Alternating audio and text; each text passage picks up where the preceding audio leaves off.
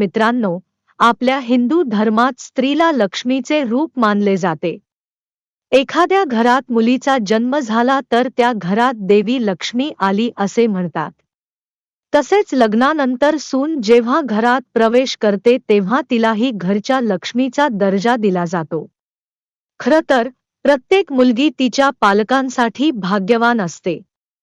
आणि असेही मानले जाते की ज्या घरामध्ये महिलांची पूजा किंवा आदर केला जातो त्या घरात देवी लक्ष्मीचा वास नक्कीच असतो. माता लक्ष्मी नक्कीच वास करते. मित्रांनो, समुद्रशास्त्रानुसार काही स्त्रिया घरासाठी शुभ तर काही स्त्रिया घरासाठी अशुभ असतात. तर या व्हिडिओमध्ये महिलांच्या शुभ आणि अशुभ लक्षणांबद्दल जाणून घेऊया. पण जर तुम्हालाही भगवान विष्णू आणि माता लक्ष्मीचा आशीर्वाद सदैव तुमच्या पाठीशी राहावा असे वाटत असेल तर हा व्हिडिओ लाईक करा, आमच्या चॅनलला सबस्क्राईब करा आणि कमेंट बॉक्समध्ये नक्कीच जय माता लक्ष्मी लिहा. पुराणात असे म्हटले आहे की जर एखाद्या स्त्रीची मान 4 बोटाइतकी लांब असेल आणि त्यात 3 रेषा दिसत असतील तर अशा स्त्रीला भाग्यवान मानले जाते. असे म्हणतात की अशा स्त्रियांकडे भरपूर सोने-चांदी असते. क्रमांक 2. सामुद्रिक शास्त्रानुसार ज्या महिलांच्या पायाच्या तळव्याखाली त्रिकोणी चिन्ह असते त्या बुद्धिमान आणि सुजाण असतात. ती तिच्या संपूर्ण कुटुंबाला तिच्या समजूतदारपणाने आणि जीवनात प्रत्येक प्रकारे मदत करते आणि कुटुंबाला आनंदी ठेवते. क्रमांक 3. ज्या स्त्रीच्या पायात गुळगुळीत तळवे, एकसारखे दिसणे आणि बोटे सुंदर असतात ती खूप भाग्यवान मानली जाते. ही स्त्री ज्याच्याशी लग्न करते तिच्यासाठी भाग्याची दारे उघडते. 4. क्रमांक. ज्या स्त्रिया चालताना टाच धरून बसत नाहीत, त्यांचे जीवन संघर्षाने भरलेले असते. त्यांच्या गैरवर्तनामुळे त्यांच्या आईवडिलांच्या घराची आणि सासरच्या दोघांचीही बदनामी होते. जर वरच्या भागावर तीळ असेल तर अशा महिलांना खूप भाग्यवान आणि शुभ मानले जाते. त्यांच्या घरात येण्याने घराचे नशीब बदलते आणि अशी स्त्री सासरच्या लोकांसाठी सर्व प्रकारचे सुख घेऊन येते. शास्त्रानुसार जर एखाद्या स्त्रीच्या करंगळीचा पाया जमिनीला स्पर्श केला तर अशा स्त्रीचेही परिवर्तन होते वेळेनुसार तिचे पात्र. जर एखादी स्त्री उंच असेल आणि तिच्या वरच्या ओठांवर जास्त केस असतील तर ती तिच्या पतीसाठी अशुभ मानली जाते. ज्या महिलांचे डोळे तपकिरी असतात अशा महिलांचा स्वभाव अतिशय संतप्त असतो आणि अशा स्त्रियांना अशुभ मानले जाते. क्रमांक 8. ज्या महिलांची बोटे लांब आणि पातळ आहेत अशा महिला ती तिच्या पतीसाठी खूप भाग्यवान असल्याचे सिद्ध होते आणि तिच्या सासरच्या घरी खूप आनंद आणते. क्रमांक 9.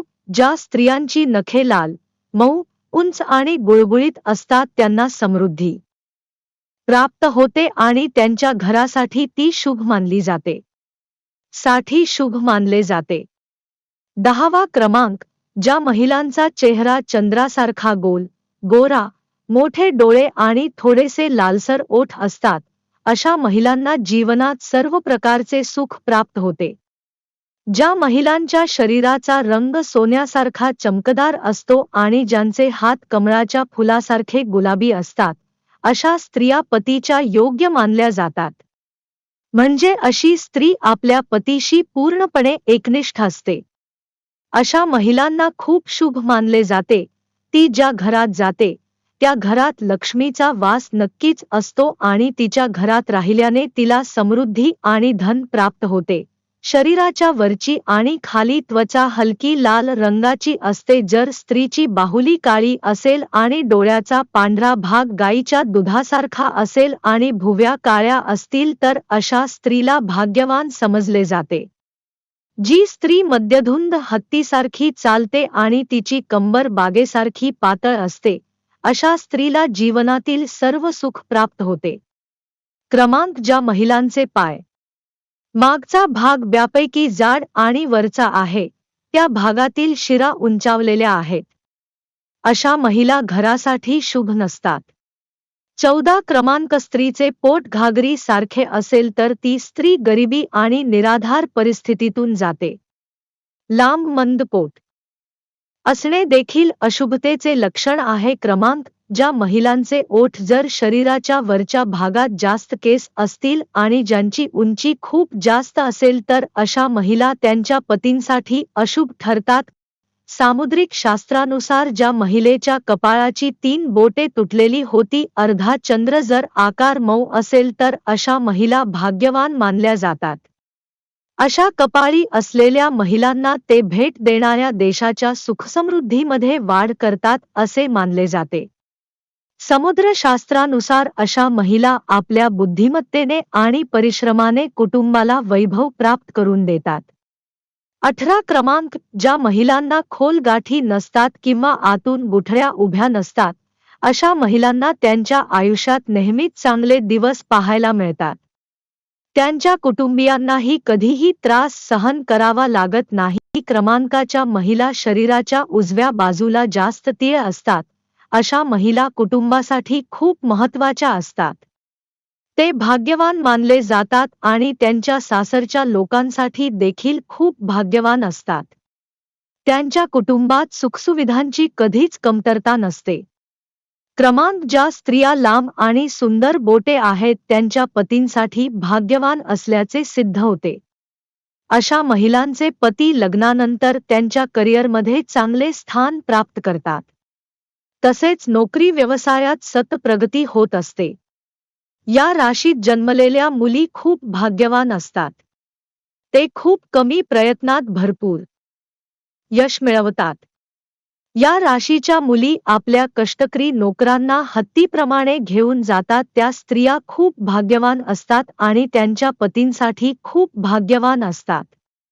क्रमांक ज्या महिलांच्या हाताला हाडांचा कोणताही सांधा दिसत नाही, त्या हात मऊ असतात आणि त्यांच्या हातावर जास्त केस नसतात, त्या महिला खूप भाग्यवान असतात. क्रमांक 24 भविष्य पुराणात सांगितले आहे की जर एखाद्या स्त्रीची मान 4 बोटाइतकी लांब असेल आणि त्यात 3 रेषा दिसत असतील तर अशा स्त्रीला भाग्यवान मानले जाते. असे म्हणतात की अशा स्त्रियांकडे भरपूर सोने-चांदी असते. 25 क्रमांक जर एखाद्या स्त्रीच्या कंबरेत काटा असेल तर ती तिच्या इच्छेनुसार वागते आणि घरासाठी अशुभ मानली जाते. जनहित लक्षात घेऊन ही सर्व माहिती देण्यात येत आहे. तुमची श्रद्धा आणि श्रद्धा यावर ज्योतिषशास्त्र आणि धर्मातील उपाय आणि सूचना वापरून पहा. तुम्हाला व्हिडिओ कसा वाटला ते कमेंट करून सांगा. जर तुम्हाला आमचा व्हिडिओ आवडला असेल तर कमेंट बॉक्समध्ये कृपया लक्ष्मी लिहा. देवी लक्ष्मी तुमच्यावर सदैव आशीर्वाद देत राहो.